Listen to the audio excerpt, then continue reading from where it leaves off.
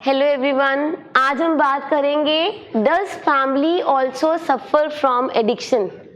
जो लोग नशा करते हैं या नशे की बीमारी से पीड़ित हैं, क्या उनकी फैमिलीज भी किसी बीमारी से पीड़ित है या उनको भी कोई नशा है? ऐसा कभी लगता है? ये बड़ा अजीब सा लगता है ना सुनने में कि जो नशा करते हैं उनकी फैमिली कैसे नशे में है। होता है कभी ऐसे? सुना है कभी? बताएं। एडिक्शन जो होती है ना, addiction is equal to obsession of mind. जब भी हम किसी भी तरह की नशे में फंसते हैं, यहाँ नशे की बात हर तरह का नशा है, सोचों का भी नशा होता है। हम ड्रग्स लेते हैं, अल्कोहल लेते हैं, वीड लेते हैं, कुछ भी लेते हैं, कोई भी नशा अगर हम करते हैं वो ऑब्सेशन ऑफ माइंड होता है, हमारे दिमाग का जुनून होता है, ऑब्सेशन होती है। जैसे addiction is obsession of mind, वैसे ही family has obsession of their loved ones. जो फैमिली होती है उनको अपने जो प्यारे होते हैं, अजीज होते हैं, जो नशे में होते हैं, उनकी ऑब्सेशन होती है। कैसे होती है? फॉर एग्जाम्पल, जब छोटा बच्चा होता है वो चलना सीखता है तो माएँ क्या करती हैं? उसके साथ साथ चलती हैं, पीछे पीछे चलती है, गिर ना जाए, कुछ हो ना जाए। जब बच्चा साइकिल चलाना सीखता है तब भी माँ बाप साथ साथ चलते हैं, गिर ना जाए, कुछ हो ना जाए। ऐसे ही जब हमारा लव्ड वन नशे की बीमारी में होता है तो हम साए की तरह उनके पीछे पीछे साथ साथ होते हैं, साथ साथ चलते हैं, देखते रहते हैं क्या है, क्या कर रहा है। कभी आपने सुना है कि कोई नशा करके आया है और माँ या वाइफ या बहन सारी रात उसको चेक करते रहते हैं? हुआ है कभी ऐसे? सारी रात नब्ज देखते रहते हैं, ये देखते रहते हैं कि सांस चल रही है ना, कई बार तो नाक के आगे हाथ लगा के भी देखते हैं। तो वो उनकी ऑब्सेशन होती है कि इसको कुछ हो ना जाए, हमारे लव्ड वन को कोई प्रॉब्लम ना हो जाए किसी भी तरह से। एक्चुअली होता क्या है कि फैमिली तीन चीजें कर रही होती है। तीन चीजों को मैंने एक्सप्रेस किया है ऐसे यहाँ पे, CEP। पहले वो कंट्रोलिंग कर रही होती है, कंट्रोल कर रही होती है अपने बच्चों को। मैं जैसे चाहूंगी वैसे कर लूंगी, मैं जैसे चाहूंगा वैसे कर लूंगा। अच्छा ऐसे कर लेते हैं, इसको मैंने अपने आप कंट्रोल कर लेना है, अपने आप ठीक कर लेना है, कहीं कुछ करने की जरूरत नहीं है। हमने घर पे 1 महीना रख लेना है, हमने शिमला चले जाना है, कहीं बाहर चल जाना है 1-2 महीने के लिए, हमने अपने आप कंट्रोल कर लेनी है नशे की बीमारी। ये तो ऐਵੇਂ इसको आदत पड़ गई है, ये तो इसको आदत हो गई है, लत हो गई है, ये अपने आप मैनेज हो जाएगी। या हम करते हैं, अच्छा ऐसे करते हैं, इसको ना शादी करा देते हैं इसकी, या इसको दुबई भेज देते हैं, या इसको कनाडा भेज देते हैं। आजकल ये बड़ा चल रहा है। हम बच्चे को ना, हमें पता जैसे ही लगता है कि वो नशे की लत में है, हम इसका वीज़ा लगवा देते हैं घर में, चाहे हमारे पास पैसे नहीं है, हम जैसे मर्जी जुगाड़ करें, ज़मीन बेचे, जायदाद बेचे, हम कहते हैं कि बच्चे को बाहर भेज देते हैं, बाहर जाएगा तो वो मैनेज हो जाएगा। क्यों? क्योंकि हम कंट्रोल कर रहे होते हैं अपने तरीके से, या हम इनेबल कर रहे होते हैं और प्रोवोक कर रहे होते हैं। इसके बारे में हमने पिछली बारी बात की थी। या तो हम इनोसेंट इनेबलिंग कर रहे होते हैं जिसमें हमें पता ही नहीं होता कि हम क्या कर रहे हैं ये सब चीज़ें करके, या फिर हमें खौफ होता है, डर होता है कि उसको कुछ हो ना जाए, उसकी वजह से हम इनेबल करते हैं। अभी कल मुझे कॉल आई है किसी पेरेंट की, और उन्होंने बताया कि वो सिंगल पेरेंट है और फादर भी नहीं है बच्चे के, और बच्चा नशा कर रहा है और बच्चा घर से बाहर रह रहा है और 2-2 महीने घर नहीं आता। तो मैंने बोला वो नशा करता कैसे है? कहते मैं पैसे भेजती हूँ। मैंने कहा अगर आप पैसे भेजी जाओगे तो फिर तो उसका नशा बढ़ ही जाएगा। कहते नहीं, अगर मैं पैसे नहीं ना डालूंगी उसके अकाउंट में तो वो गलत काम करने लग पड़ेगा, वो चोरियां करने लग पड़ेगा और प्रॉब्लम्स में फंस जाएगा। तो मैं ये नहीं चाहती कि वो बड़ी प्रॉब्लम में फंस जाए, हमारी बदनामी होए, कहीं जेल के चक्कर काटे। तो इसलिए मेरे को लगता है हर महीने अकाउंट में पैसे डालते रहना चाहिए, धीरे धीरे मान जाएगा, धीरे धीरे आ जाएगा।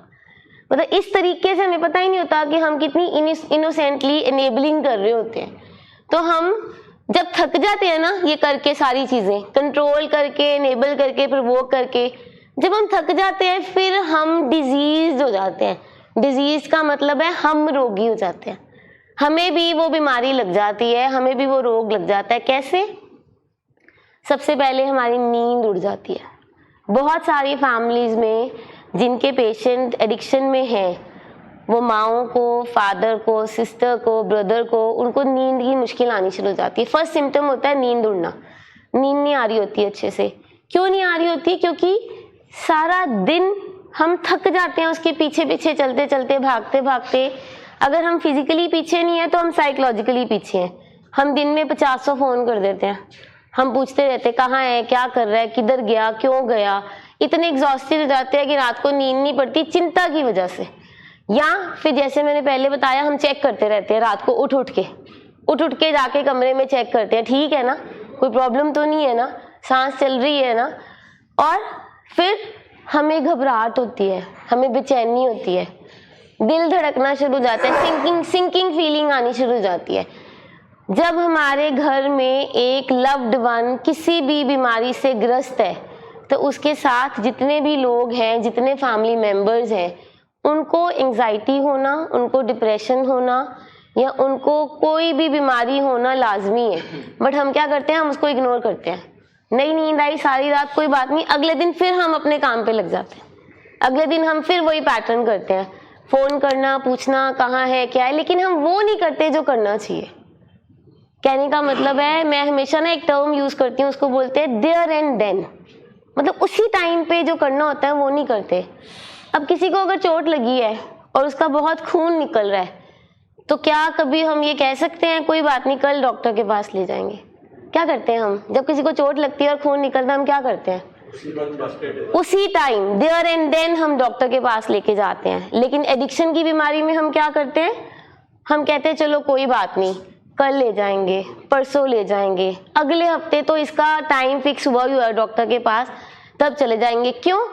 क्योंकि हमारे ना अजीज ने, हमारे खुद के पेशेंट ने हमें यकीन दिलाया होता है, उन्होंने हमें उम्मीदें दिलाई होती हैं कि पक्का इस बारी मैं ज़रूर जाऊंगा डॉक्टर के पास, पक्का मैं आपकी बात ज़रूर मानूंगा, मुझे सिर्फ 1 हफ्ते का टाइम दे दो या मुझे 10 दिन का टाइम दे दो, मुझे मोहलत दे दो थोड़ी सी, मैं अपने ऊपर काम कर रहा हूँ, मैं अपने नशे को कम कर रहा हूँ या मैं नशे की क्वांटिटी मैं अपने हिसाब से मैनेज कर रहा हूँ, मैं आपको पक्का बताता हूँ, प्रॉमिस करता हूँ मैं आपके साथ जाऊँगा।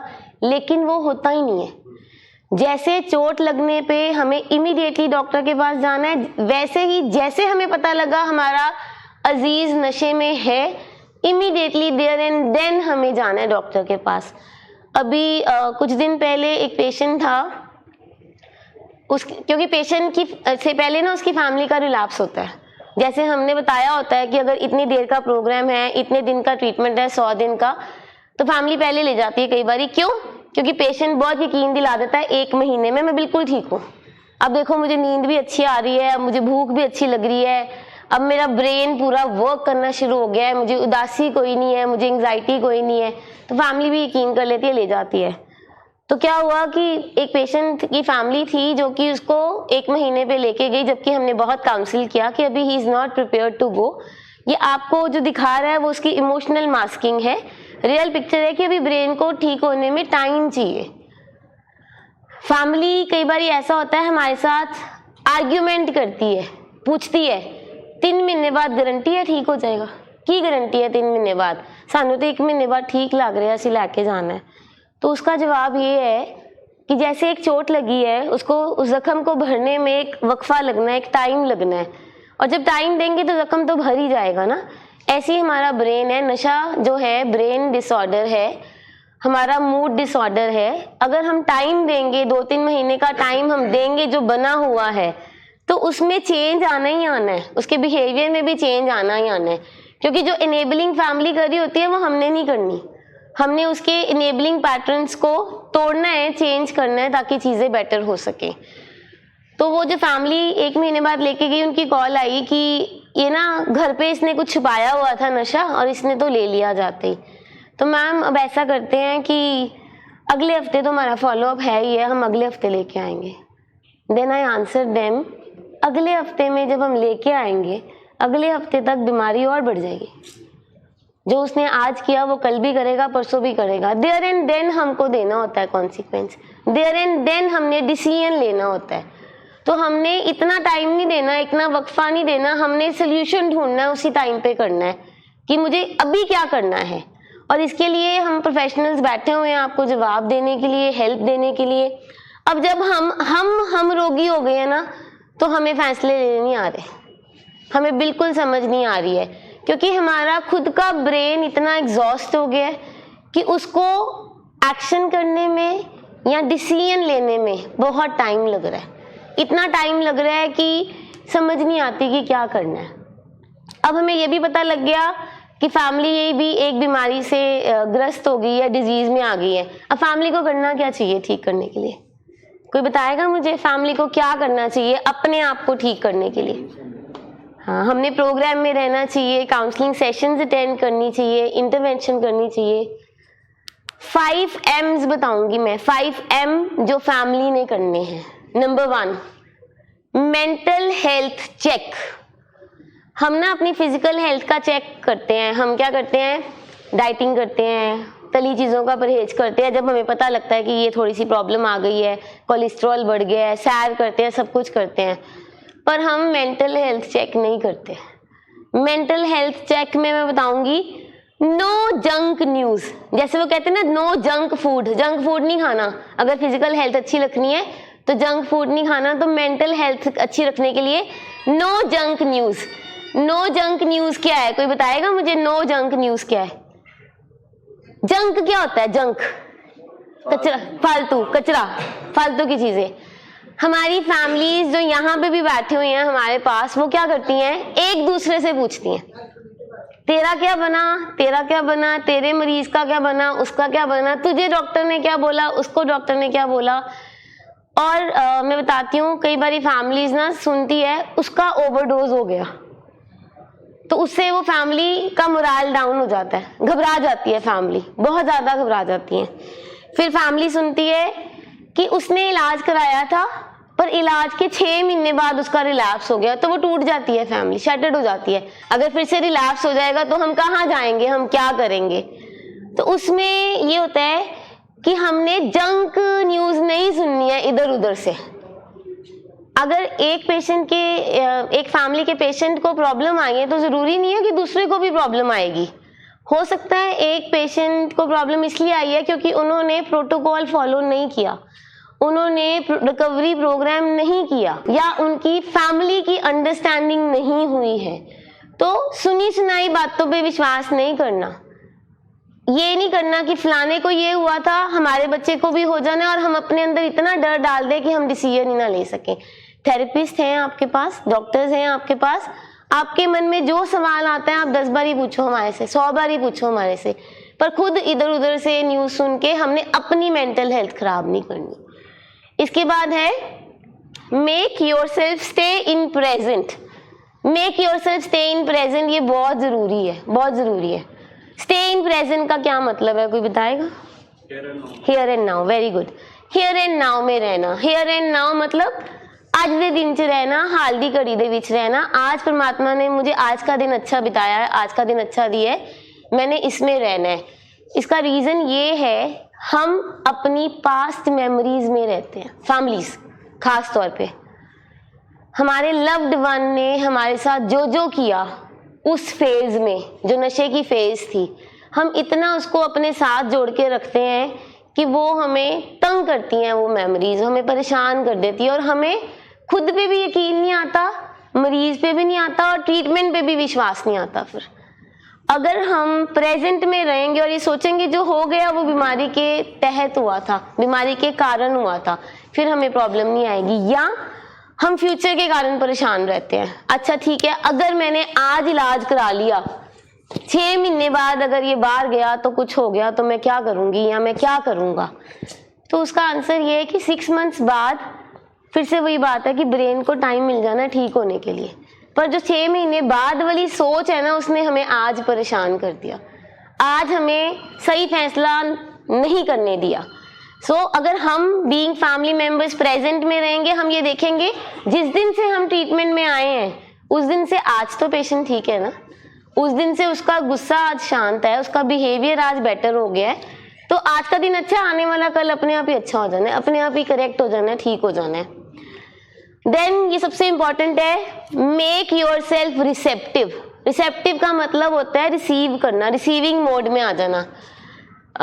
With all respect I really want to say, हमारे पास बहुत सारी फैमिलीज होती है ना, उसमें हमें कई बार इस प्रॉब्लम को फेस करना पड़ता है कि फैमिली मेम्बर्स में, जैसे अगर 10 फैमिली मेम्बर्स हैं या 5 फैमिली मेम्बर्स हैं, तो कुछ फैमिली मेंबर्स ऐसे होते हैं जो कहते हैं हमें सब कुछ आता है, हमें कुछ बताने की जरूरत नहीं है, ਅਸੀਂ ਸਿੱਖੇ ਸਿਖਾਏ ਆ, ਅਸੀਂ ਹੰਡੇ ਹੰਡਾਏ ਆ, ਅਸੀਂ ਸਾਰੀ ਜ਼ਿੰਦਗੀ ਇਹੀ ਕੁਝ ਦੇਖਿਆ, ਸਾਨੂੰ कोई लेक्चर लगाने की लोड़ नहीं, हमें कोई भी टीचिंग की ज़रूरत नहीं है, हमें किसी भी नॉलेज की ज़रूरत नहीं है। So I would like to state here कि नॉलेज एवर एंडिंग चीज़ होती है। अगर हम कुछ सीखते हैं उससे हमें कुछ ना कुछ फल ही मिलता है, कुछ ना कुछ मिलता ही है, कुछ ना कुछ हम रिसीव ही करते हैं। और ना ये बीमारी का बहुत बड़ा प्रॉब्लम है कि जब तक पूरी फैमिली एक प्लेटफॉर्म पे नहीं आ जाती, बार बार हम ये कहते हैं, जब तक पूरी फैमिली एक प्लेटफॉर्म पे नहीं आ जाती है हम पेशेंट को ट्रीट नहीं कर सकेंगे। अगर आज मदर और फादर में लड़ाई है किसी वजह से और हम पेशेंट को ट्रीटमेंट कर रहे हैं, उसका इलाज कर रहे हैं, तो आई एम सॉरी टू से जब तक वो मदर फादर की लड़ाई रिजॉल्व नहीं ना होएगी बच्चे को हम ठीक नहीं कर पाएंगे। हम बच्चे को कैसे बोलेंगे कि तू अपने आप को ठीक कर, अपना बिहेवियर ठीक कर, वो क्या करेगा, वो फायदा उठाएगा, वो नहीं उठाएगा, उसकी बीमारी फायदा उठाएगी। जब वो घर जाएगा वो बोलेगा मेरे पापा ने मेरे साथ ऐसा सलूक किया इसलिए मैंने नशा किया। क्यों? क्योंकि मम्मा पापा आपके साथ भी ऐसे ही सलूक करते हैं। तो वो बीमारी को पता होता है कि मैंने किसको कहाँ कौन सा वीक एक्शन, वीक पॉइंट पकड़ना है कि मैं नशा कर सकूं जाके अपना।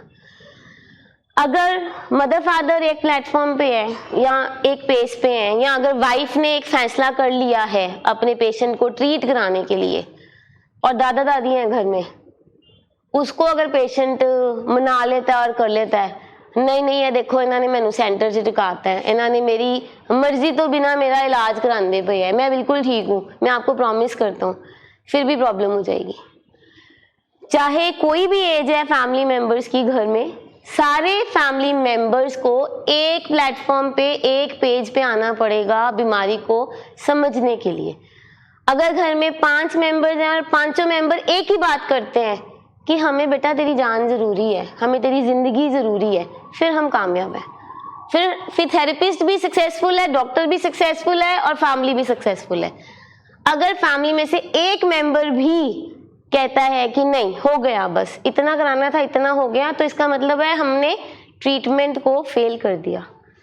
फैमिली को भी अपने सीखे हुए पुराने पैटर्न्स को अनलर्न करना पड़ेगा। जब तक वो पुराने पैटर्न्स को अनलर्न नहीं करेंगे वो वहीं फंसे रहेंगे। So then it comes maintain your boundaries. Maintain your boundaries का मतलब है ना करनी आनी चाहिए। फैमिली को ना करनी नहीं आती है। अगर पेशेंट कुछ भी कहता है, क्योंकि हमने आदत डाली हुई है ना, बचपन से लेके बड़े होने तक हमने आदत डाली हुई है हर चीज़ के लिए हाँ करने के लिए। जो मरीज ने मांगा हमने वो कर दिया उसके लिए। अब हम इस स्टेज में आके कहते हैं, अब वो अगर हम ना करते हैं तो हम उसके दुश्मन हो गए हैं। अगर हमने आज पेशेंट को किसी चीज़ के लिए ना कर दिया है तो वो हमारी डिसरिस्पेक्ट करना शुरू हो गया है, क्योंकि हमने बाउंड्रीज नहीं ना सेट की। अगर हमने आज बोला है कि कल मैं तेरे को इस चीज़ के लिए पैसे नहीं दूंगा या नहीं दूंगी, पर कल हम दे देते हैं फिर से उसको, तो हमने बाउंड्रीज कहाँ सेट की? हमने अपनी कही हुई बात को जुठला दिया, झूठा साबित कर दिया। हमें बाउंड्रीज सेट करनी और नो करनी आनी चाहिए assertively. And the last is me time is must. अपने लिए वक्त निकालना बहुत ज़रूरी है। आप अगर अपने लव्ड वन का ध्यान रख रहे हो, उसको देख रहे हो, उसको ट्रीटमेंट में ला रहे हो, लेकिन हमने मी टाइम कहाँ रखा? मी टाइम कोई समझाएगा मुझे क्या होता है मी टाइम? खुद से बात करना, खुद से सेल्फ टॉक करनी, खुद का एनालिसिस करना। मैं हमेशा कहती हूँ सबको कि शाम को, सारा दिन आप जितना मर्जी बिजी हो, शाम को 8 बजे के पास सिर्फ 10 मिनट अपने लिए निकालो, साइड पे बैठ जाओ, आंखें बंद करके बैठ जाओ, बाबा जी के कमरे में बैठ जाओ, कहीं पे भी बैठ के खुद से एनालिसिस करो अपना। खुद से पूछो आज का दिन मैंने कैसा बिताया, आज के दिन में मेरे से कोई वीक एक्शन तो नहीं हुआ, मेरे से कोई वीक एक्शन तो नहीं हुआ बीइंग फैमिली मेंबर, या मेरी वजह से कोई ऐसा एक्शन तो नहीं हो गया कि मैंने उसकी बीमारी को बढ़ावा कर दिया, या आज मैंने अपना ध्यान रखा कि नहीं रखा। क्योंकि एक खाली गिलास से आप किसी को पानी नहीं पिला सकते हैं। किसी को पानी पिलाना है तो गिलास को भरना पड़ेगा, पहले खुद को भरना पड़ेगा, खुद को हील करना पड़ेगा। तो हम रोगी होने से बचने के लिए हमें खुद को हील करना पड़ेगा। अपने आप में अगर आपको कोई भी बदलाव लग रहा है, कोई भी सिम्टम लग रहा है, आपको स्ट्रेस आ रहा है, घबराहट हो रही है, बेचैनी हो रही है, आपको आगे की कोई चिंता हो रही है, तो आप थेरेपिस्ट के पास जाएं और उनसे पूछें कि हम किस तरह अपने आप को करेक्ट कर सकते हैं, ठीक कर सकते हैं। इतना समझ आ गया जी? ठीक है। किसी ने कोई इसने इतनी चीज़ के लिए, इतनी प्रॉब्लम जो हमने बात की है, डिस्कस की है, किसी ने कोई सवाल करना है कि हम अपने आप को कैसे हम रोगी होने से बचा सकते हैं, या हमारी को कोई डिजीज ना हो उसके लिए कैसे बचा सकते हैं? पेशेंट को समझाने का फायदा वा कि नुकसान है? पेशेंट को समझाने का फायदा है कि नुकसान है? हमने कितना समझाया पेशेंट को, पहले ये देखिए। हम कब से समझा रहे हैं? पेशेंट समझ रहा है, सुन रहा है? अब ये बहुत अच्छा सवाल है। हम इतनी देर से समझा रहे हैं, साल हो गया, 6 महीने हो गए, समझा समझा के थक गए या हार गए हैं, कोई फायदा नहीं है। तो हमें क्या करना है? हमने अब एक्शन करना है। हमने उसको एक कॉन्सिक्वेंस देना है, कन्फ्रंट करना है। ये नहीं है कि उसको समझाना ही नहीं है तो बताना ही नहीं है, लेकिन कन्फ्रंट करना है। There is a difference between समझाना और कन्फ्रंट करना। समझाना मतलब हम कहते हैं बेटा तेरे लिए अच्छा नहीं है, बेटा तू नशे ना कर, तू बर्बादी ना कर। समझाना क्या है कि वो उसका ब्रेन की कैपेसिटी नहीं है समझने की ना सर, उसकी कैपेसिटी खत्म हो गई। एक स्टेज थी जब वो समझ सकता था, अब उसकी स्टेज नहीं है समझने की। अब हमने एक्शन करना है। हम क्या करते हैं? हम डरते रहते हैं। अगर मैंने कुछ ऐसा किया इसकी मर्जी के खिलाफ तो ये अपना नुकसान ना कर दे, अपने आप को कोई प्रॉब्लम ना क्रिएट कर दे। तो समझा समझा के तो हम हार गए होते हैं ना। हमने बस एक्शन करना है, थेरेपिस्ट के पास लेके जाना और ट्रीटमेंट में डाल देना और ट्रीटमेंट शुरू कर देना ताकि चीज़ें बेटर हो सके। और कोई सवाल किसी का? बताएं। ठीक है जी, थैंक यू।